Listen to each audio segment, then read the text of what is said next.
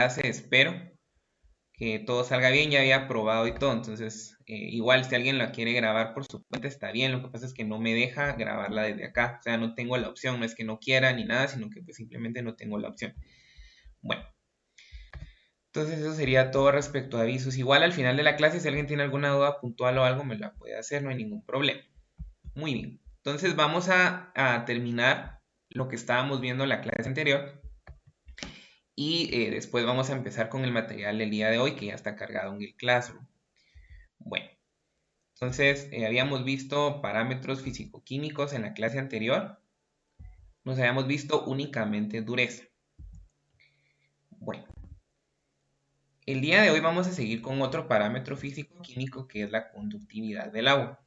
Entonces, la conductividad del agua dice, el agua es un electrolito débil, por lo tanto es conductor de electricidad en solución. Dicha carga permite la afinidad de iones libres en superficies o sustancias secundarias. El agua se disocia en dos. Tenemos H2O, o sea, dos moléculas o dos átomos de hidrógeno y un átomo de oxígeno. Sin embargo, a la hora de separarse en agua en iones, no va a ser hidrógeno, hidrógeno, oxígeno, sino que se va a separar en dos, H más y OH menos. Si ustedes ven la suma, son dos hidrógenos y un oxígeno, solo que un oxígeno acompañado de un hidrógeno y un hidrógeno suelto. Al H más se le conoce como ion hidronio y el ion hidronio es el que nos va a dar la concentración de pH o el cálculo de pH, que era más o menos un parámetro que vamos a ver ahorita. Y el OH menos va a ser el ion oxidrilo o también se conoce como hidroxilo, que ese me va a dar la basicidad. Por eso decíamos que el agua era anfiprótica, porque en ciertas condiciones va a tener más hidrógenos, por lo tanto va a ser ácida, que va a ser el pH. O bien, en ciertas condiciones va a tener más oxidrilos, por eso va a ser alcalina o básica. La conductividad es un parámetro físico que se refiere al carácter electrolítico del agua en suspensión. La unidad de medición es la conductividad por distancia lineal, porque así es como se expresa en el caso de los fluidos como el agua, es Siemen por centímetro. Sin embargo, dependiendo del rango de trabajo, puede ser en micro, en mili, en centi, etc. ¿Sí? Recordemos que el mili, centi, etc. son prefijos. ¿Por qué? Porque nos va a dar la razón de ceros o de números que tiene nuestra unidad. Realmente es Siemen o sería conductividad por longitud. El longitud en este caso sería metros, pero como casi siempre analizamos tramos cortos, va a ser centímetro. Pero eventualmente alguien me puede decir, mire, son kilómetros, mire, puede ser, está bien. Pero lo más común que ustedes van a encontrar es el Siemen por centímetro o microsiemen. ¿Por qué me es importante conocer la conductividad del agua? Porque estamos diciendo que es un electrolito, entonces en ciertas condiciones va a tener la capacidad de transferir carga. Ahora, específicamente en la industria, por ejemplo, en la industria farmacéutica donde uno hace sueros, los sueros son iones que me van a mí energizar o dar los nutrientes que me faltan. Entonces, si el agua ya tiene mucha conductividad, por ejemplo, voy a fabricar un suero y le echo más sales, voy a tener mucha más conductividad. Entonces, eso puede ser contraproducente. O bien, puede ser precursor de formación de otras sales. ¿Por qué? Porque como esos iones al final tienen carga. Si se dan cuenta en la reacción que tengo acá, el hidrógeno tiene un más. Quiere decir que tiene una carga positiva. De repente, si se encuentra en una superficie un menos, me va a precipitar y me va a formar un compuesto sólido, similar que con la dureza. Entonces, por eso es que en la conductividad hay un rango máximo, porque yo puedo tener demasiadas cargas y eventualmente eso hacerme algo que yo no quiero, un producto indeseado. Por eso es que se mide. En realidad, la conductividad del agua pues me va a decir todos los iones. Es como una medida alternativa para la cantidad de iones, ¿sí? O sea, como todo lo que tiene carga, por ejemplo, el sodio aparece como Na+, el cloro aparece como Cl- y así. Entonces, todos aquellos elementos que tengan una carga van a estar cuantificados en la conductividad, porque la conductividad es un número. Me dice 10 microsiemens por centímetro, pero esos 10 pueden ser de puros hidrógenos, de puro calcio, de puro magnesio, de puro cloro o de muchos elementos. Muy bien. Para medir la conductividad vamos a tener equipos también. Ay, perdón, se me fue un poquito. Vamos a ver. Ahí está. Para medir la conductividad vamos a tener también varios equipos, como lo es un conductímetro. Ese es el nombre del equipo que me mide la conductividad. Conductímetro. El conductímetro va a haber de muchos tipos. Va a haber uno como está al lado izquierdo de la pantalla que dice conductímetro fijo.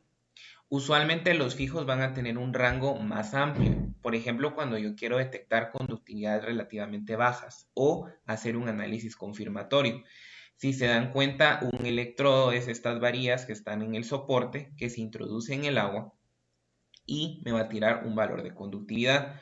A la mayoría de conductímetros me van a tirar también la temperatura del agua. ¿Por qué? Porque la conductividad me va a depender de la temperatura y la presión de trabajo. Volvemos a que si el agua está caliente, vamos a ver, esto es de química.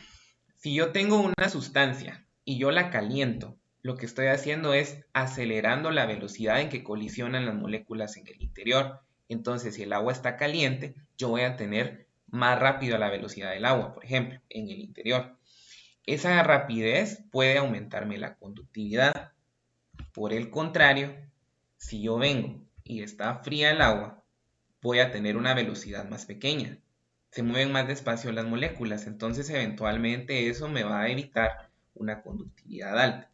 La conductividad, además de la presión y de la temperatura, también va a depender del flujo del agua. Si el agua está quieta, que es lo ideal para medir la conductividad, yo voy a poder obtener un dato más certero. Porque si yo vengo y mido la conductividad del agua en flujo, o sea que yo traigo, por ejemplo, un beaker o un recipiente y lo mido y está como todavía moviéndose, ese movimiento me va a variar relativamente la conductividad. Entonces, lo que hay que hacer es tomar la muestra, esperar un momento a que se vea lo más pacífica o más tranquila el agua, no en movimiento, y tomar la muestra. Eso es cuando es un muestreo de tomar la muestra. Ahora bien, si fuera, por ejemplo, en flujo, en tubería, que a veces hay como control en proceso, lo ideal es colocar el electrodo lo más al centro posible. Usualmente en los tratamientos de agua hay tubería circular. Entonces, lo más cercano al centro del diámetro de la tubería es donde se debería estar colocado el electrodo a modo de tomar una lectura del centro. Eventualmente lo que está cercano a la tubería voy a tener un poco de error en cuanto a la conductividad porque como hay fricción entre la superficie y el agua, eso va a generar conductividad. Y así, o sea, hay muchos factores que me van a aumentar la conductividad o reducir. Y yo al final lo que quiero es el valor real. No decir que tengo baja conductividad por el muestreo o alta conductividad. Sin embargo, cuando nosotros muestramos un río, por ejemplo, o agua que no está siendo tratada, a veces es más práctico un conductímetro móvil, que es el que está del otro lado. Es el mismo principio, pero es más práctico, porque un conductímetro fijo de entrada voy a necesitar un tomacorriente. En cambio, un conductímetro móvil no. Se cargan o algunos son de baterías recargables, entonces uno lo puede llevar al lugar, tomar la muestra y más o menos ver.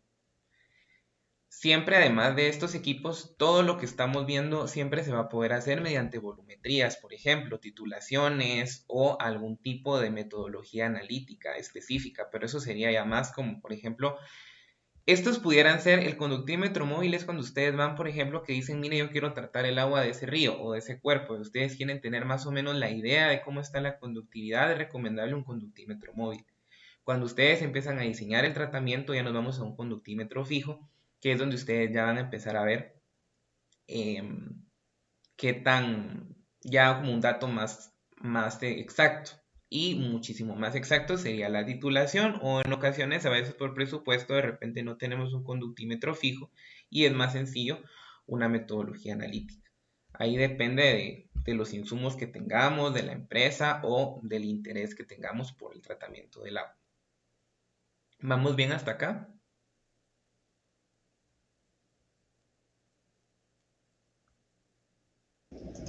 Sí, ingeniero, vamos bien. Ok, bueno, seguimos entonces.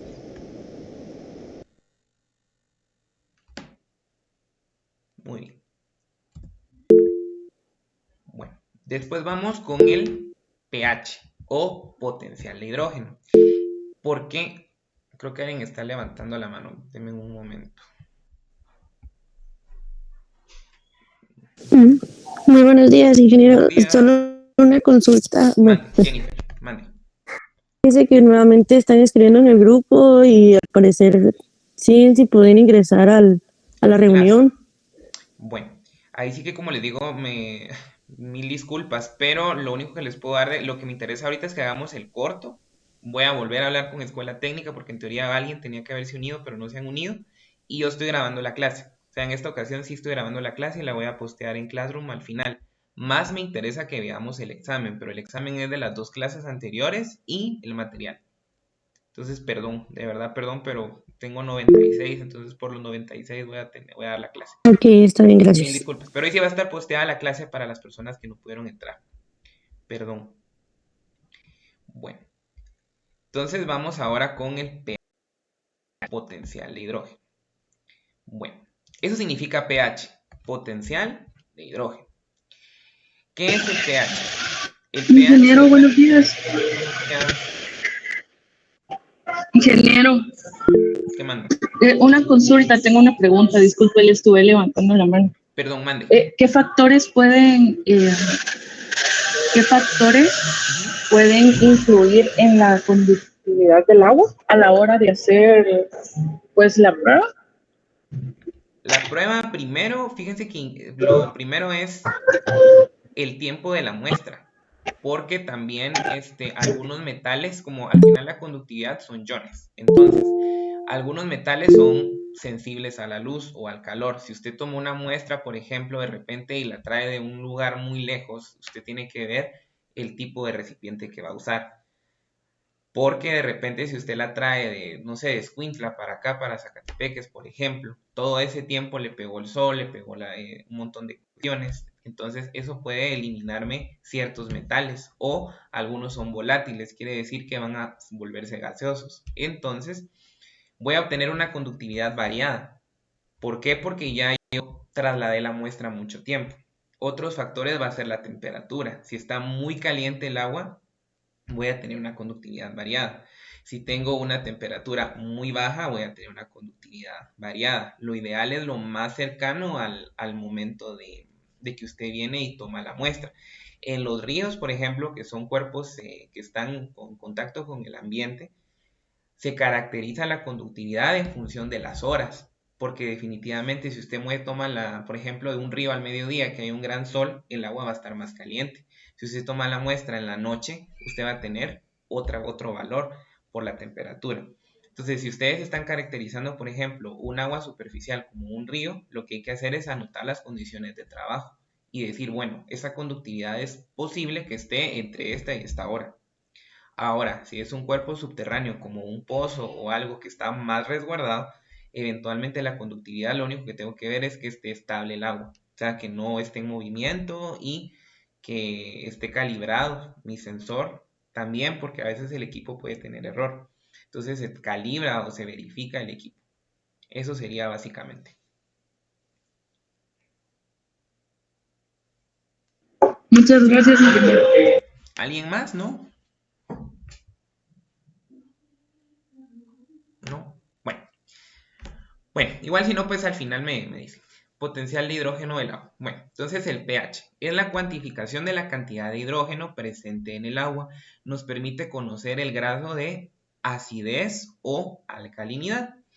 Si ustedes lo hacen teóricamente o quienes han llevado química, pues la fórmula del pH es menos logaritmo de la concentración de hidrógeno. Por eso les decía que a veces uno puede estimar el pH a partir de datos teóricos. Por ejemplo, digo yo, bueno, el agua está a tal concentración, le echo tal cosa o algo así, y yo voy a calcular teóricamente la concentración de hidrógeno.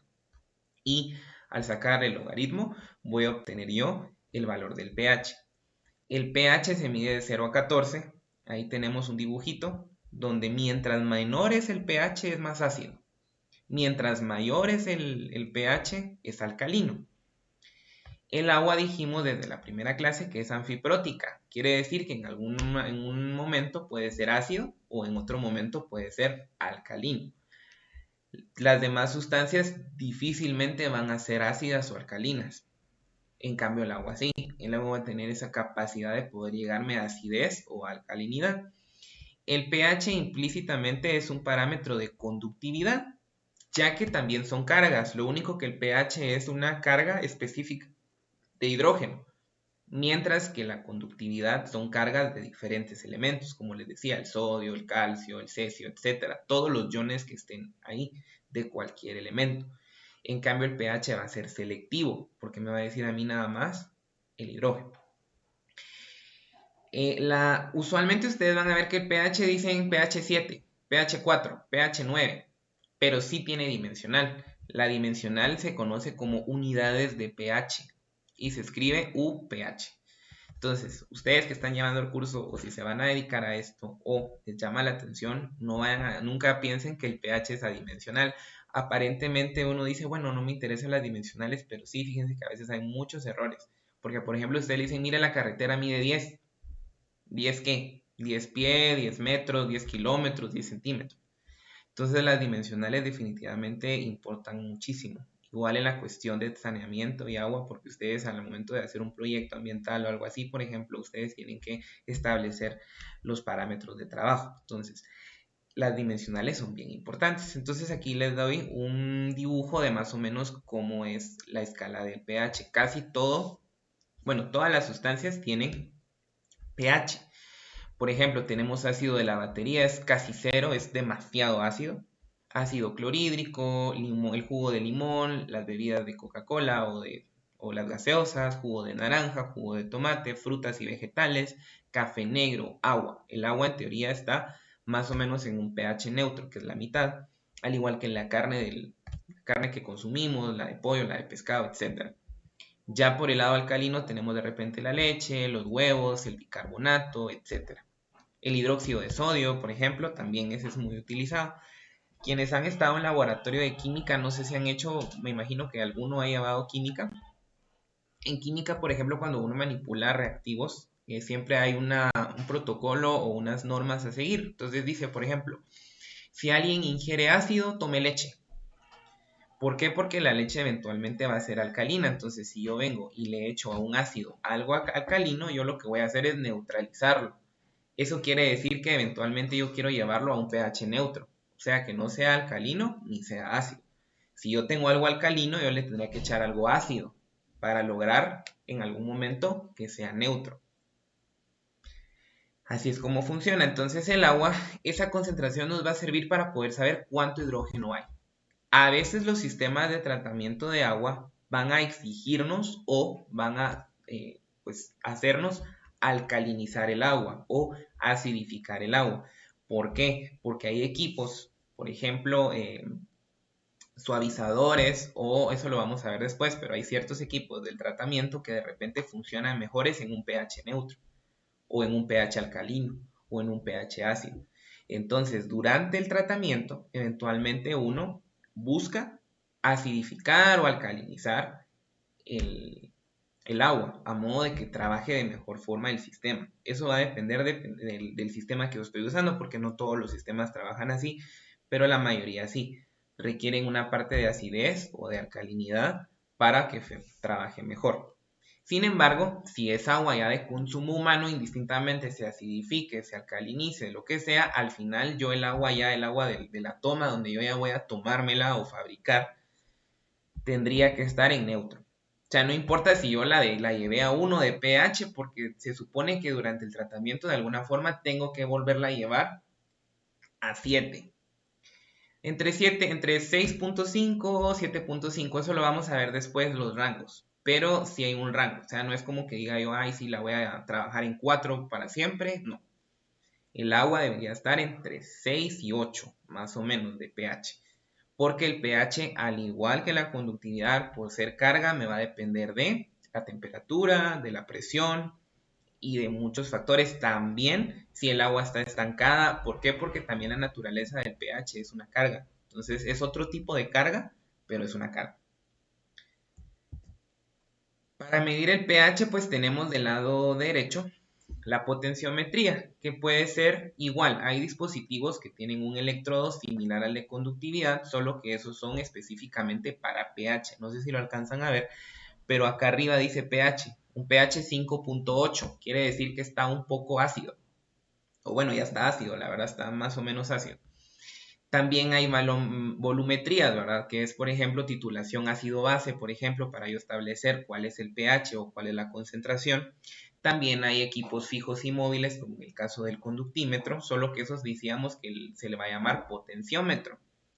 Aunque también van a encontrarlo como pHímetro. Pero, pues, el nombre correcto es potenciómetro. Y del lado izquierdo tenemos la colorimetría.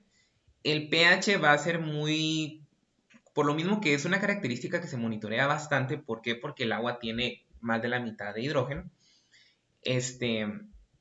Hay una técnica que se llama colorimetría, que es el papel pH. Eso quiere decir que ustedes toman un papel, el papel se supone que debe tener un color transparente o el color establecido del papel. Ustedes lo meten en el agua y mágicamente va a cambiar de color.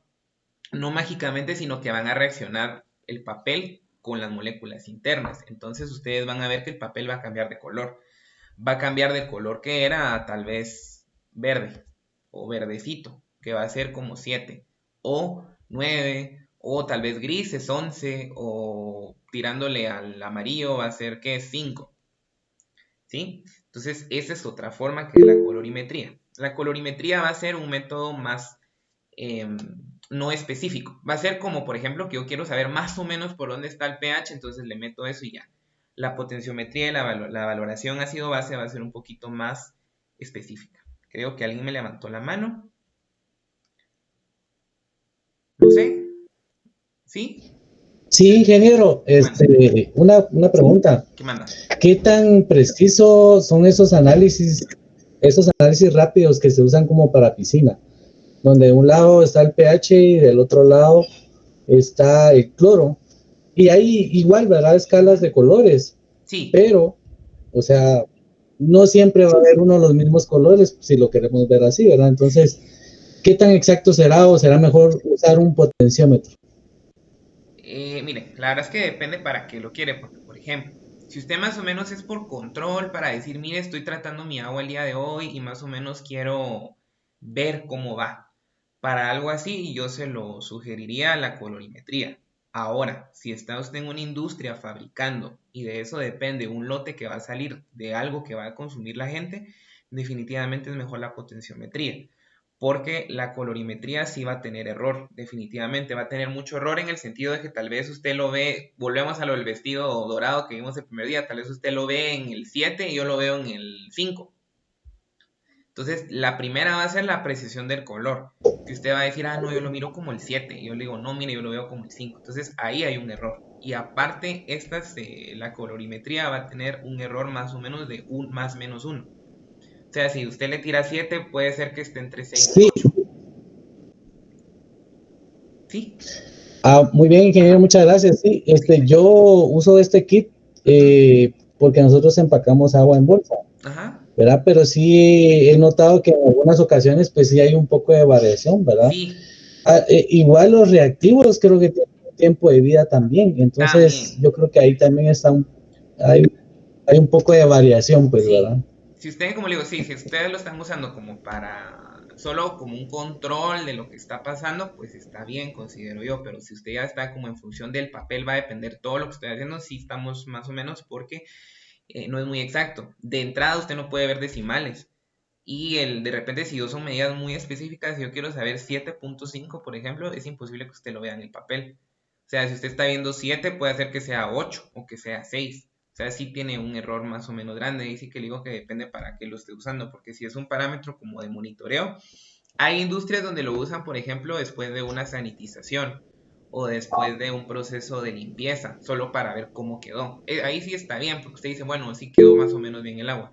Pero si ya digo yo, bueno, voy a fabricar ahorita 10 lotes de Coca-Cola y esa agua depende de un papel pH, sí consideraría que estaríamos mejor la potenciometría o un método analítico.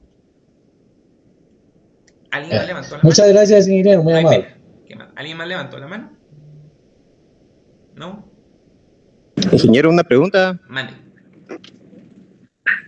Perdón, fíjese que yo he escuchado mucho que, digamos, en México, por ejemplo, utilizan mucho el agua alcalina. Uh-huh. Y ellos la presentan como un agua que tiene mejores beneficios en cuanto a oxidantes, si no estoy mal. Uh-huh. No sé si, por ejemplo, aquí en Guatemala, en las normas Coguanor, creo que no permiten eso. Ingeniero, no sé si me podría iluminar ahí con eso. Sí, claro que sí. Eso lo vamos a ver más a detalle más adelante, pero con mucho gusto. El agua, con todos los parámetros que estamos viendo, hay varias clasificaciones. Por ejemplo, como dice usted perfectamente, hay aguas alcalinas, hay aguas ácidas, hay aguas carbonatadas, bicarbonatadas. No solo en las bebidas, las gaseosas, sino en general el agua se considera así. Hay agua dura, hay agua blanda, etc. Desde el punto de vista fisiológico, el agua debería de ser neutra. ¿Por qué? Porque es una forma, realmente la función del agua en el organismo debería ser a modo de limpiar el interior, pues, y etcétera, ¿verdad? No es tanto como con fines de alcalinizar o neutralizar. Realmente los que alcalinizan o neutralizan el interior del cuerpo, pues son los jugos gástricos y etcétera, ¿verdad? Pero sí, científicamente pues se han hecho estudios de que de repente el agua con cierta alcalinidad ayuda. ¿Por qué? Porque como nosotros, eso sí lo había visto anteriormente, que mencionan en algunos estudios, en el interior del cuerpo es ácido, porque nosotros tenemos los jugos gástricos. Si ustedes buscan el pH de los jugos gástricos, son bastante ácidos. ¿Por qué? Porque la finalidad de los jugos gástricos son degradar o deshacer el bolo alimenticio, ahora lo que uno come. Entonces necesitan acidez para lograr hacer eso. Entonces se supone que el agua que es alcalina lo que busca es neutralizar hasta cierto punto los jugos gástricos. En teoría yo había leído anteriormente que lo que permite es, por ejemplo, evitar el reflujo, evitar problemas estomacales porque no hay como un cambio de pH tan grande. Pero en Guatemala definitivamente la legislación para el agua siempre nos busca un agua neutra. Entonces, siempre y cuando usted no tenga una entidad encima que lo esté auditando y que usted diga, bueno, porque si yo, por ejemplo, estoy expendiendo agua y me cae, no sé, algún organismo de Guatemala, le van a exigir la Coguanor. En la Coguanor nos habla de un agua relativamente neutra. No nos deja un agua pH 9, por ejemplo, o un pH 5.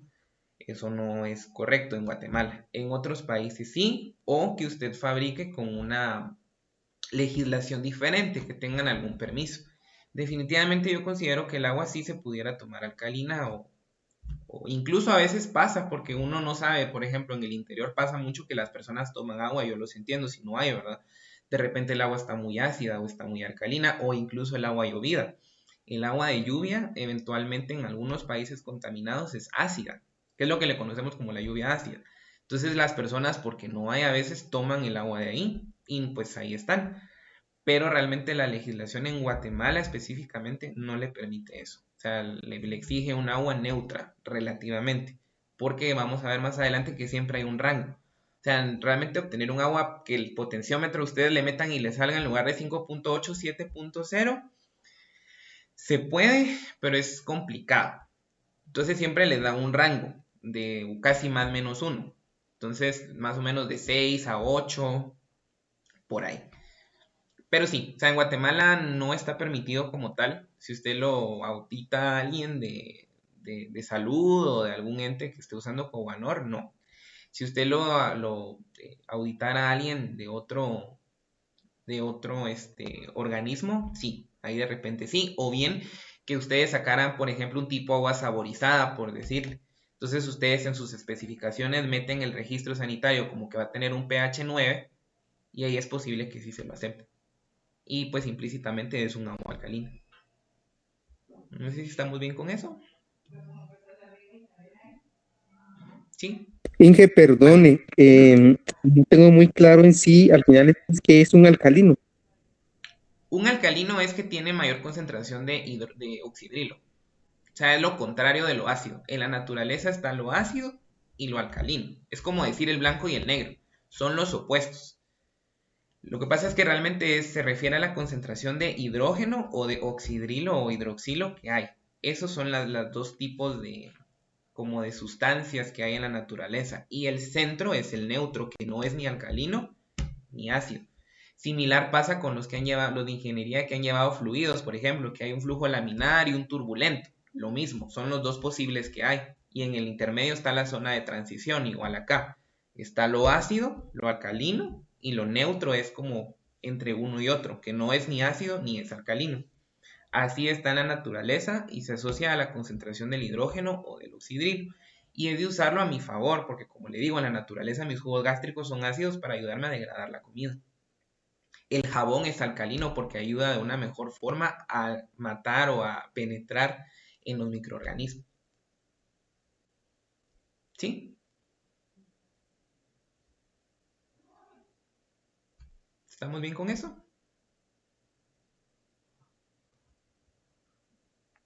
Bueno. Vamos con siguiente parámetro. El siguiente parámetro ya vimos dureza, conductividad, pH.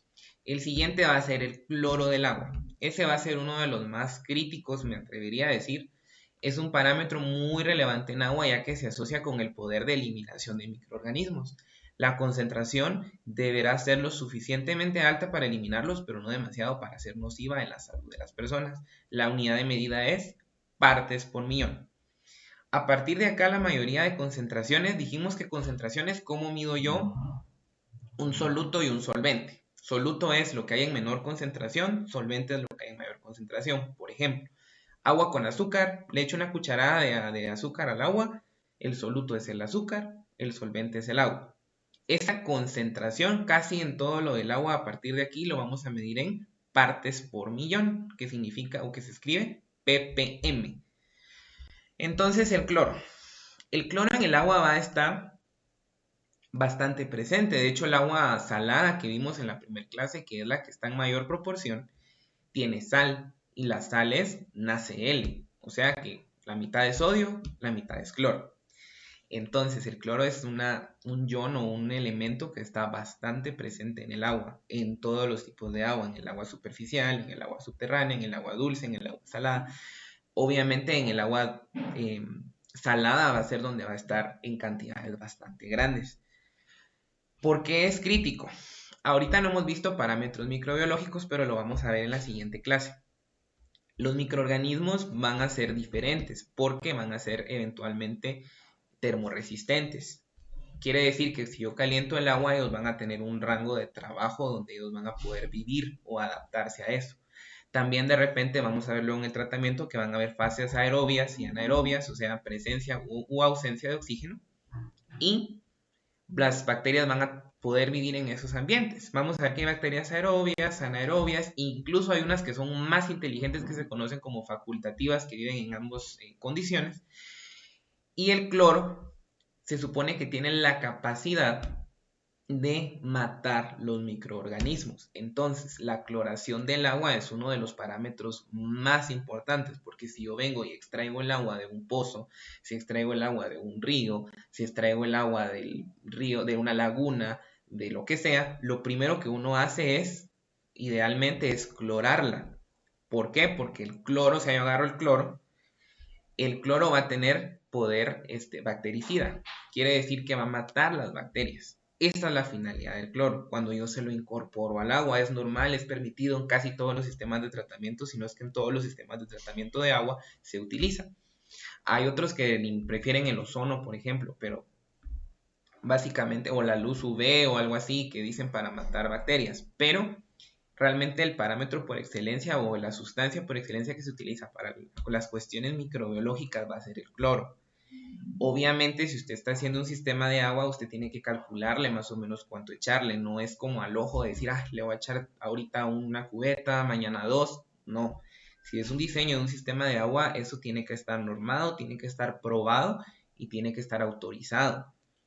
Entonces, En principio el cloro es bueno porque yo digo mi lógica, bueno, le echo mucho cloro y se me van a morir todas las bacterias. Entonces tal vez tiene alta la conductividad porque le estoy echando cloro, pero que cloro va a aparecer como Cl-, entonces es una carga.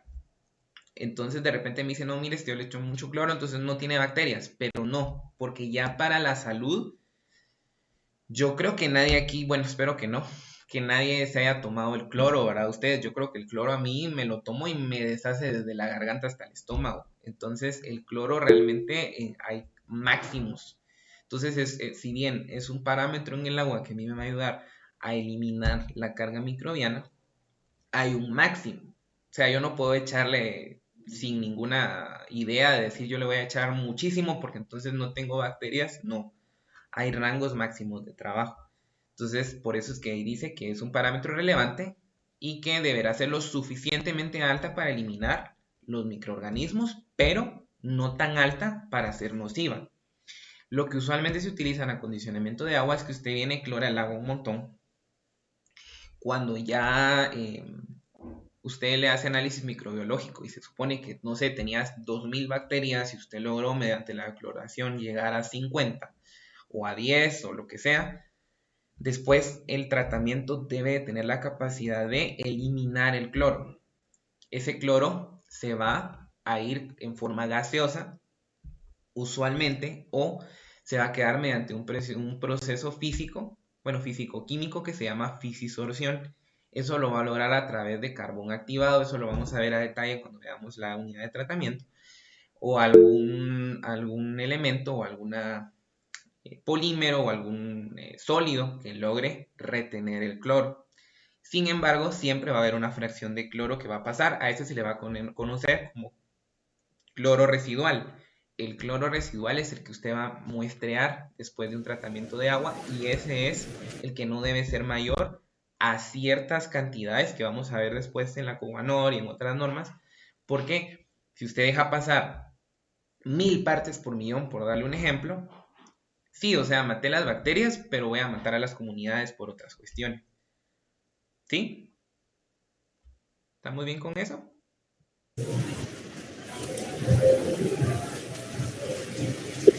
Sí, ingeniero, solo una consulta. Mande. Fíjese que yo trabajo por la zona 13, ¿verdad? Ajá.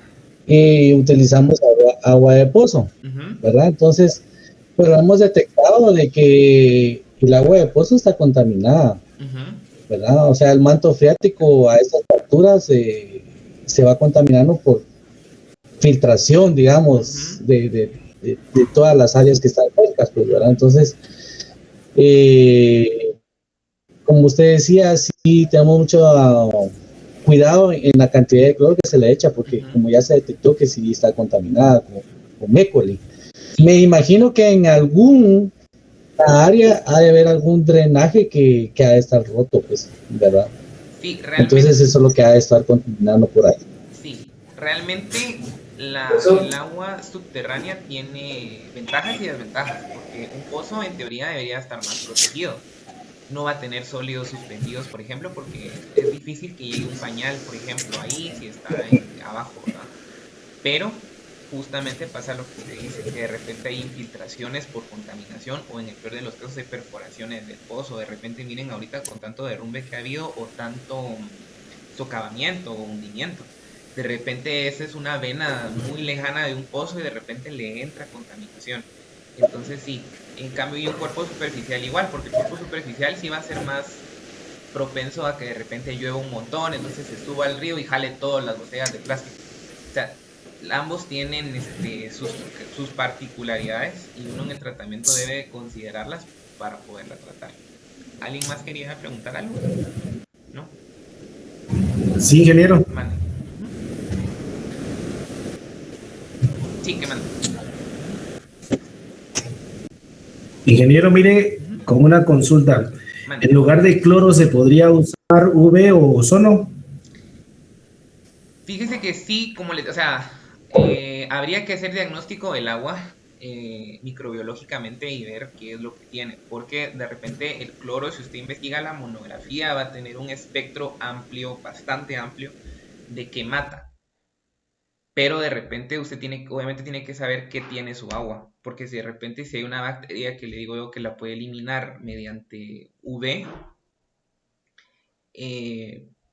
¿para qué va a usar cloro? Por ejemplo, si la elimina con UV, o tal vez ozono, o alguna filtración. He visto que hay sistemas, fíjense ahora, sobre todo en la cuestión de los pozos, que hay una membrana que colocan en la salida. Entonces, el agua, como usualmente en los pozos lo drena una bomba, ¿verdad? O sea, cuando es industrial, ¿verdad? No es como el guacalazo o como construye uno el pozo y mete una cubeta, no, sino cuando es industrial, usualmente una bomba es la que jala el agua.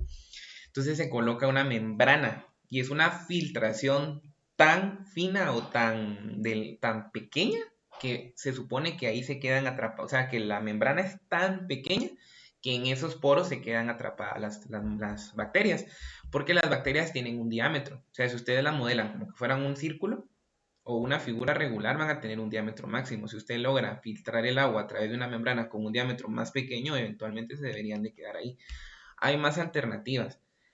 Pero como le digo, el cloro es como la número uno. O sea, la ruta uno es la cloración, siempre. Por facilidad, por económico, por práctico, por un montón de cuestiones, la cloración es la número uno. Porque, por ejemplo, si usted va a hacer una cloración, un tratamiento en una comunidad, instalar una UV es más difícil que hacer una cisterna, drenar el agua y echarle cloro, por ejemplo.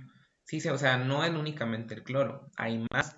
Incluso en los sistemas de tercera generación que vamos a ver después, se acompaña el cloro de ósmosis, se acompaña, que es una filtración, se acompaña el cloro de UVs, se acompaña el cloro de ozono, etcétera, o de filtros microbiológicos o bacteriológicos que colocan en las tomas, incluso como último filtro.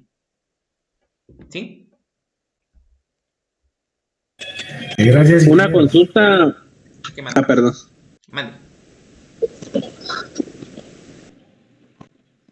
Ingeniero, una consulta. ¿Hay algún parámetro, alguna normativa de nivel de partes por millón en cloro? Sí, hay Digamos, Ujú. ajá.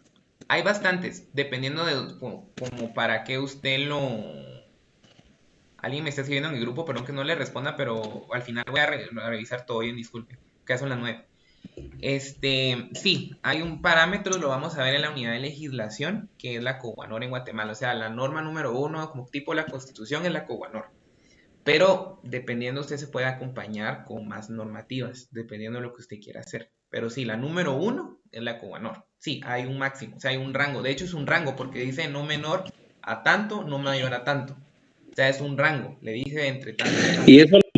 Y eso lo puedo medir con la fotometría. Ajá, cuando usted ya trató el agua y todo, toma su muestra y lo mete en el fotómetro como el que está aquí en el lado izquierdo y ya le tira un número. O volumetría siempre que pudiera hacer la titulación. Mediante una titulación usted también puede establecer. Ahí sí que es lo más práctico. En la mayoría de industrias veo que usan la Gracias. fotometría. No tenga pena. Usan más la fotometría porque es práctico, es más rápido. De repente la volumetría se utiliza más cuando usted viene y se dedica a análisis de agua o usted terceriza, que por ejemplo lleva su muestra a un laboratorio. Casi todos los laboratorios usan volumetría porque es más específico. La fotometría también, pero usualmente tiene más, porque es más rápido, tiene más error. Pero es bastante bajo, pues de repente es en decimales, por ejemplo que la fotometría le dice 0.80 y la volumetría le dice 0.8052.4. Depende. Para consumo yo pensaría que la fotometría está bien. Ahora, si usted está diseñando un sistema y de verdad quiere ser exhaustivo, tal vez la volumetría es la mejor. ¿Alguien más? ¿No? Ingeniero, una consulta, por ejemplo, en ese caso, Ujú. digamos, si se va a hacer agua para tratamiento, digamos, de consumo humano, Ajá. o sea, sería, digamos, para saber cuánto cloro necesitamos, hay que ubicar, por ejemplo, Ujú. Sí, usted tendría que para calcularlo. saber las partes por millón. Habría que calcularlo. Ajá. O sea, cuánto echarle es a través del cálculo. O sea, usted dice, bueno, tengo una cisterna de 1000 litros o de 100.000 litros. Más o menos hay formas de calcular, de decir, bueno, le voy a echar tanto. Sí, sí hay formas. Creo que alguien me está levantando la mano. O no, no sé. ¿Alguien más? No sé.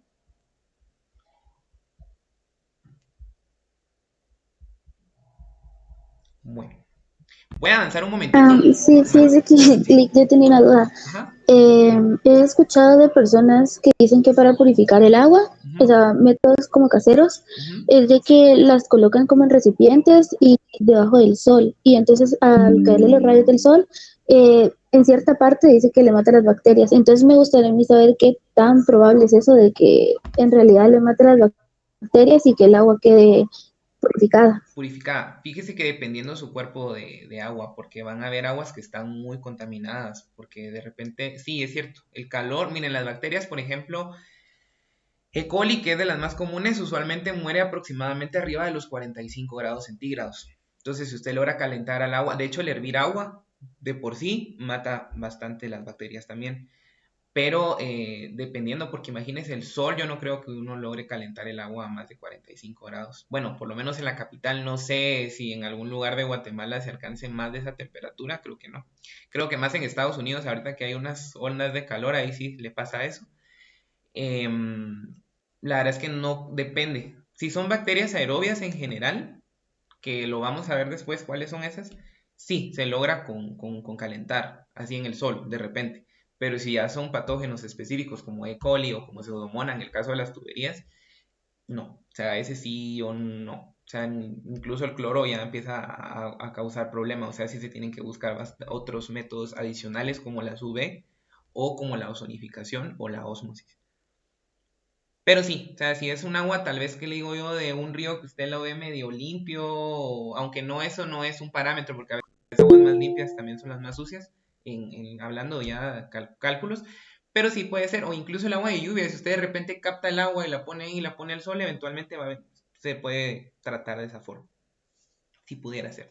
¿Alguien más? Sí, es que lo que yo Ajá. he visto es de que usan el agua del grifo, entonces no sé qué tan probable sea eso. Se supone que si es agua del grifo municipal, ya trae, se supone ustedes que el agua que da la municipalidad o algún ente ya trae los parámetros Coguanor, se supone. O sea, debería de estar ya el agua potabilizada, entonces el calentarla, hervirla o lo que sea que hagan debería ser un extra. O sea, ya solo el agua de grifo se supone que si se los da en Pagua o alguna institución, debería de cumplir Coguanor. Entonces ya Coguanor es la que le dice, bueno, por lo menos no lo va a matar. De repente le va a dar dolor de estómago o qué sé yo, lo vamos a ver lo del límite máximo aceptable y permisible, pero no lo va a matar. Sí, debería. Si es agua de grifo, sí debería funcionar. Porque se supone que ya trae Coguanor. Sí. Ok, muchas gracias. Vale.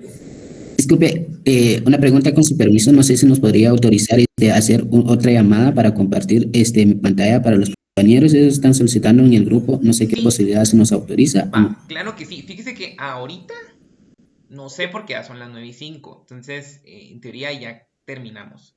Pero para las siguientes clases sí. Bueno.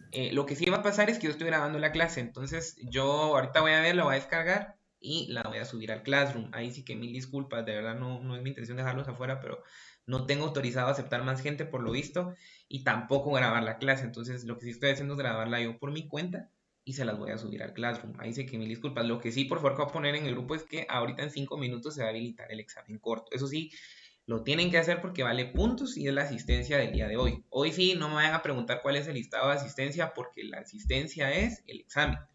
Si usted no hace el examen, tiene 0 en asistencia y tiene los puntos menos del examen. Bueno, como último parámetro, en un par de minutitos rápidos, va a ser el TOC o carbono orgánico total. El carbono orgánico total es una medida de la cantidad de compuestos orgánicos presentes en una muestra de agua. Este es un parámetro no físico, sino que químico composicional. Se expresa en partes por millón también. Los equipos de cuantificación poseen un sistema ternario, solvente, soluto y sustancia, o fase móvil, que permite la miscibilidad parcial e introducción del haz de luz. Entonces, el TOC va a ser nos va a decir todo el material orgánico que hay. Orgánico quiere decir que tiene carbono. Carbono es casi todo lo que hay en la naturaleza.